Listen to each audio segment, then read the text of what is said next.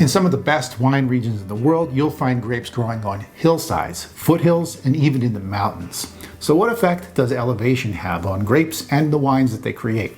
In winemaking, the name of the game is all about balance. You want your grapes to have enough sugar for alcohol, full ripeness for maximum flavor, yet enough acidity to keep them fresh. In order to achieve that balance, you need a consistent ripening season. Too hot, and the grapes will get overripe and lose their acidity. Too cold, and they won't develop enough flavor compounds.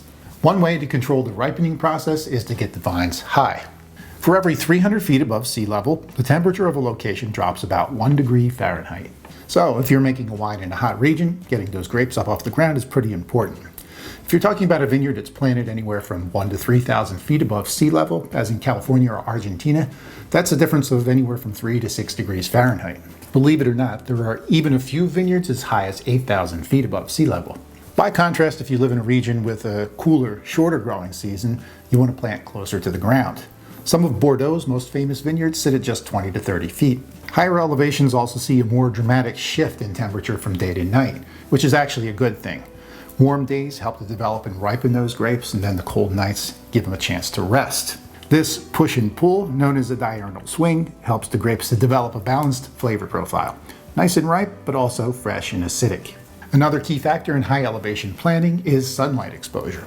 In places like the Napa Valley, planting vines on the hillsides and in the mountains raises the vineyard above the fog line.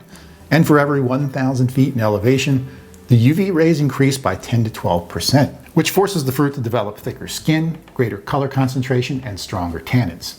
In the case of hillside plantings, the angle of the slope actually allows each grapevine to get better sun exposure and also facilitates better water drainage.